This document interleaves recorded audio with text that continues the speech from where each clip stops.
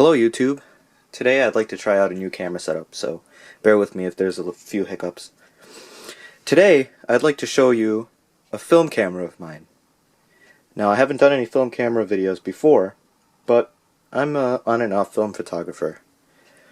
Here we have the Fujica AX-3 film SLR camera. This was the middle of the line for Fujifilm's line of SLR cameras in the 80s. There was the AX-1, the AX-3, and the AX-5. It's a solid metal body and made in Japan, as you can see here. There's the serial number for those of you who are historically inclined. I'm going to take you around the camera and show a little bit of dry shooting. Okay, so on the front, you've got your standard fixed focal length lens, 1 to 1.9 f number, 50 millimeters, and of course the aperture preview button. As you can see, I'm set on aperture f16, so you can see those leaves go right down. I can take off the lens by pressing this button and twisting counterclockwise. It's a bayonet style mount, and as you can see here we have the mirror. If I were to cock the shutter and hit the shutter button, you'll see that mirror go up and down.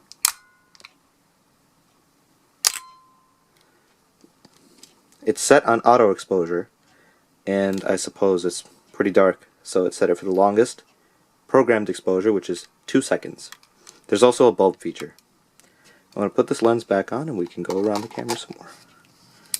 Okay, on the front here we've got a battery. This is an electronically controlled shutter, and so without the battery this camera will not function. Battery is one of your standard LR644, I believe. 6-volt battery. And A544 right here. Focus, yes.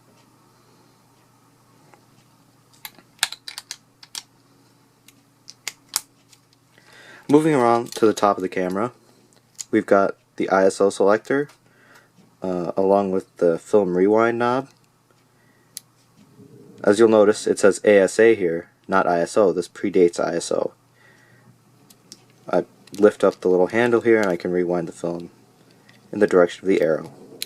We've got the shutter speed selector over here. If I press down this button I can get out of the exposure lock. I've got all the way from 2 seconds all the way up to 1/1000th of a second. Flash sync is at 60, and you would attach the flash here. This camera has 3 modes: off, on, and self-timer. The self-timer does this. Check it out. I got shutter first.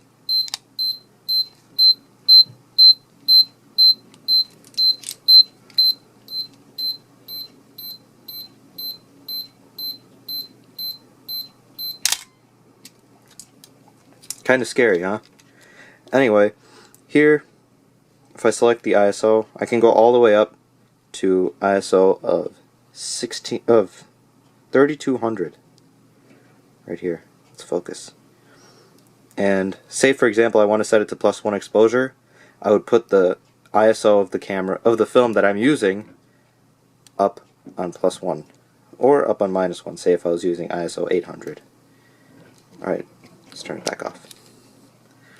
Here we have a switch that shuts the viewfinder for long exposures such that extra light doesn't get onto the film through the viewfinder. All I have to do is do this and disable the viewfinder. Opening up the camera, you have to pull the rewind knob, pull up a little bit more, and you'll hear a click, opening up the back. You would put the film in here, wrap it around through the reel on that side. Let's try out the camera open.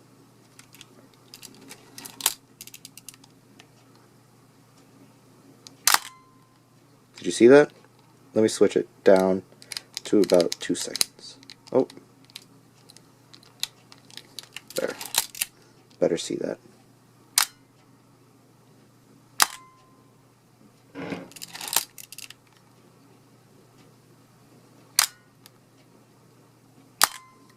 Okay. One of the neat features about this camera is that it's aperture priority auto exposure. What that means is you set the aperture and the camera selects the shutter speed. If you look inside, and I set it to auto expose right here, if you look carefully, you can see a list of shutter speed numbers right inside the viewfinder. There we go. And if I cock the shutter and I hold the shutter button down halfway, it shows that with f16 it's recommending a shutter speed of 60, 1/60th of a second. And so if I were to hit the shutter button now, it'll take the picture with 1/60th of a second shutter speed.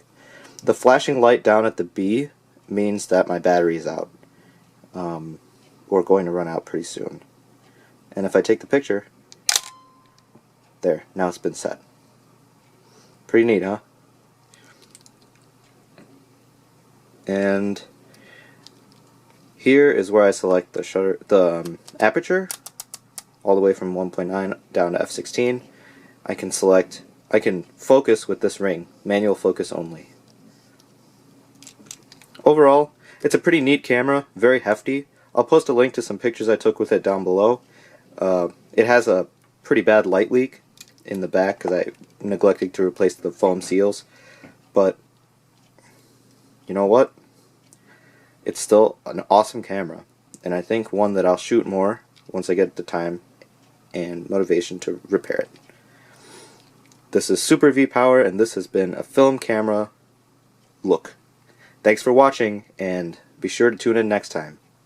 Till then, see you.